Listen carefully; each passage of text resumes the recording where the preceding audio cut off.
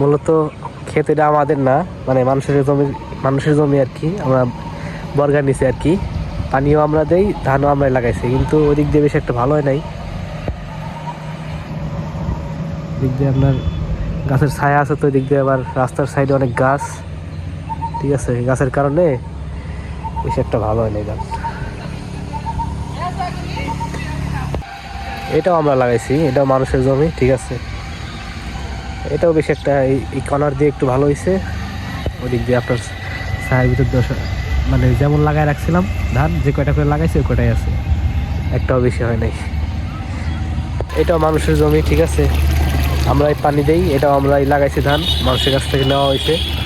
শুধু ধান চাষ করব, তারপরে আবার ফেরত দিয়ে দেওয়া লাগবে আর কি, বর্গা আর কি এক কথায়। আর এটা হলো আমাদের ক্ষেত, নিজস্ব আর কি।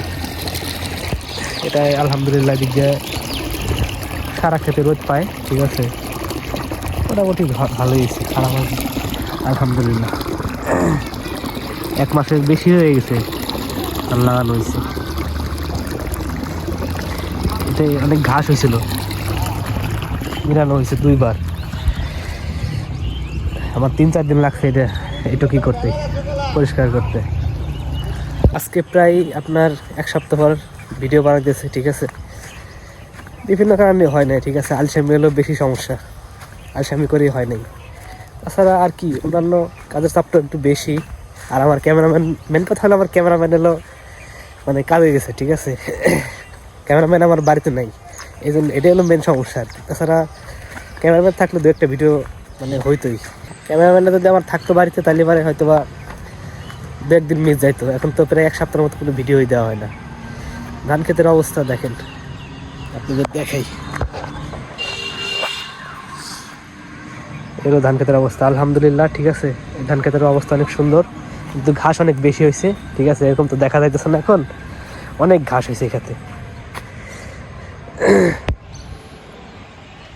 যাই হোক, আমার প্রায় আজকে 4 দিন হয়ে গেছে, ঠিক আছে, এখনো শেষ হয় নাই ধান ক্ষেত। ওই পাশ দিয়ে রয়েছে, মানে আরেকদিন হইলে হয় আর কি, মানে 4 দিন লাগবে মোট। 3 দিন হয়ে গেছে, বেশি তো আর করা হয় না। এখন রমজানের সময় সারাদিন তো আর কাজ করতে পারি না, হয়তো বা 1টা পর্যন্ত করা হয়, 1টার পরে বাড়ি যায় গোসল করা লাগে, আবার নামাজ পড়া লাগে। যাই হোক, মোটামুটি আলহামদুলিল্লাহ অন্যান্য ক্ষেতের থেকে সব একসাথে লাগানো ধান, এই ক্ষেত এই ক্ষেত এই ক্ষেত, মানে একদিনে লাগানো হয়েছে। আমাদেরটাই মানে চেহারা বেশ একটা সুন্দর দেখা যাইতেছে আলহামদুলিল্লাহ। দেখেন কি পরিমাণ ঘাস, যেগুলো সব এই ক্ষেতের ঘাস, রেখে দিয়েছে সব। এই যে, আর মাটির নিচে যে কত আছে তার তো কোনো ঠিক নাই।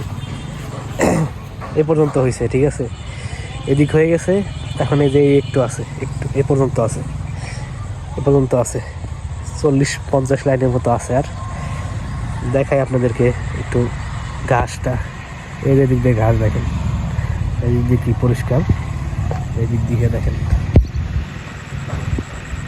মোটামুটি ভালোই ঘাস হয়েছে। ওর পিছনে যে ক্ষেতটা দেখা যাইতেছে, এটা আমাদের নিজস্ব ক্ষেত, ঠিক আছে। এটাই মানে প্রতি বছর এই ক্ষেতেই সব থেকে ভালো ধান হয়, ফলন ভালো হয় আর কি। এই ক্ষেতের অতটুকু আমার ধারণা, এই ক্ষেতের মাটি একটু উর্বর বেশি, এই জন্য। দেখা যাক এবছর কি হয়। এবছর মোটামুটি এবছর ভালোই আছে আলহামদুলিল্লাহ, দেখা যাক।